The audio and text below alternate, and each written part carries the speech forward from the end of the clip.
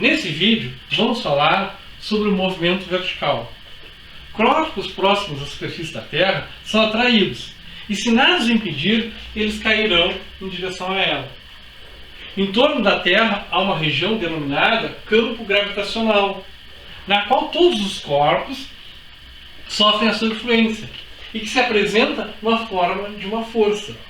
Esta força é sempre direcionada para o centro da Terra. Um grande passo para a compreensão dos movimentos e o comportamento dos corpos que se movem começou na Grécia Antiga. Uma das primeiras teorias sobre o movimento foi proposta por Aristóteles. Segundo ele, a queda de um corpo poderia ser explicada como a tendência de que tudo que existe procure seu lugar natural. Modernamente, o primeiro a pensar sobre isso foi Galileu Galilei entre os séculos XVI e XVII. Uma das descobertas de Galileu foi que o tempo de queda, se não houver ar de um corpo, depende única e exclusivamente da sua altura. A cada intervalo de tempo sucessivo, o corpo fica mais rápido e percorre maior distância. Aceitando o fato de que todos os corpos caem no vácuo com a mesma aceleração, qual é o valor dessa aceleração? Experimentos em tubos de vácuo permitem dimensionar a aceleração de queda de um corpo qualquer. Corpos só os próximos à superfície da Terra caem em queda livre com aceleração de aproximadamente 9,8 metros por segundo quadrado. E chamamos essa aceleração de aceleração da gravidade. Todos os corpos, independente da sua massa, forma ou tamanho, caem com essa aceleração. As distâncias percorridas por um corpo em queda livre são proporcionais ao quadrado dos tempos de queda. A função da posição em relação ao tempo é uma função de segundo grau. A aceleração é constante, logo temos um movimento uniformemente variado. Vamos ver a seguinte situação agora, que é o lançamento vertical para baixo de um corpo qualquer. O nosso corpo está a uma altura h do solo. Aqui em azul nós temos o eixo das ordenadas, que representa as posições do movimento, e ele está orientado de cima para baixo. A origem dos espaços, então, está a uma altura h do solo. A velocidade com que o corpo se desloca também está orientada de cima para baixo, assim como a gravidade também, visto que ela está sempre voltada para o centro da Terra. As equações do movimento ficam assim representadas. Posição final é igual a posição inicial mais velocidade inicial vezes o tempo mais 1/2 da aceleração da gravidade, que nós vamos representar por g, tempo ao quadrado. E a equação da velocidade em função do tempo fica: velocidade é igual a velocidade inicial mais a aceleração da gravidade vezes o tempo. E a equação de Torres-Frege para este caso fica: velocidade ao quadrado igual a velocidade inicial ao quadrado mais 2 aceleração da gravidade, variação das posições.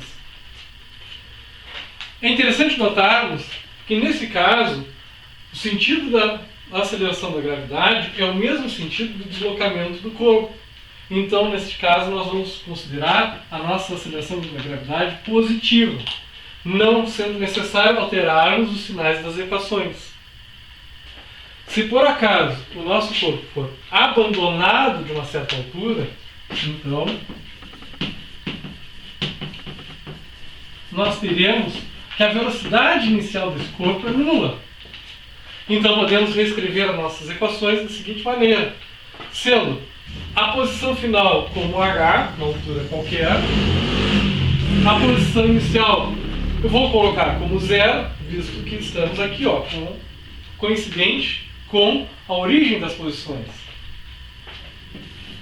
A velocidade inicial também é nula, então colocamos zero ali. Nos resta o último termo da equação. E a nossa equação para a altura fica assim expressa. h igual 1 meio da aceleração da gravidade tempo ao quadrado. Para a equação da velocidade, faremos o mesmo. Teremos aqui velocidade igual a velocidade inicial, que é nula, mais a aceleração da gravidade vezes tempo. Então, ficaremos com velocidade igual a aceleração da gravidade vezes o tempo. E para a equação de Torricelli, o mesmo. Substituindo, então, a velocidade nula na equação, ficamos com v ao quadrado igual a 0 mais 2 aceleração da gravidade, variação das posições. Então, temos v ao quadrado.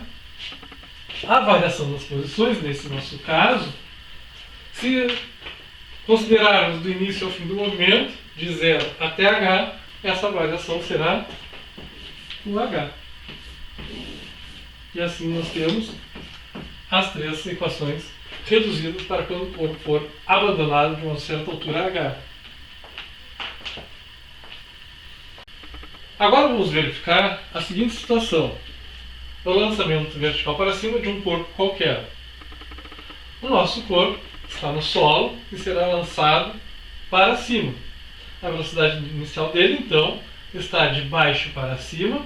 A aceleração da gravidade continua sendo de cima para baixo, já visto que ela é sempre voltada para o centro da Terra. E o nosso eixo das posições, ou seja, que marca a trajetória do corpo, está de baixo para cima, onde, então, a nossa origem das posições está sobre o solo. E aqui nós vamos ter a posição máxima atingida por este corpo. As equações do movimento, para este caso, serão S é igual a S0 mais velocidade inicial vezes o tempo, menos 1 meio de G tempo ao quadrado. Por que menos? Porque nesse caso, a aceleração da gravidade está no sentido oposto à trajetória do corpo. Então, nesse caso, eu vou dizer que a nossa aceleração da gravidade será negativa. Então, eu coloco aqui menos. A mesma coisa na equação da velocidade. Vamos ter V igual a V0 menos a aceleração da gravidade vezes o tempo. E a mesma coisa nós vamos fazer para a equação de Torricelli. V ao quadrado igual a V0 ao quadrado menos 2G delta S. Para determinarmos a altura máxima, devemos saber que na altura máxima o nosso corpo terá velocidade nula. Então, no ponto mais alto da trajetória, a sua velocidade será nula. Então, podemos substituir essas informações nas nossas equações. Vamos começar pela equação da velocidade. Então, teremos aqui, 0 igual a velocidade inicial menos gt. Dessa forma, então, nós vamos descobrir o tempo de subida que esse corpo levará da sua posição inicial até o seu ponto mais alto. Então, teremos que o tempo de subida será dado por V0 sobre a aceleração da gravidade. Esse será, então, o tempo de subida.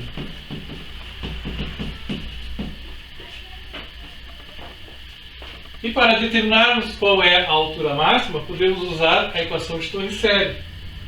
Então, teremos aqui 0 ao quadrado igual a velocidade inicial ao quadrado menos 2g, e a variação da nossa altura, nesse caso, será da posição 0 até a altura máxima. Então, vamos botar aqui a altura máxima.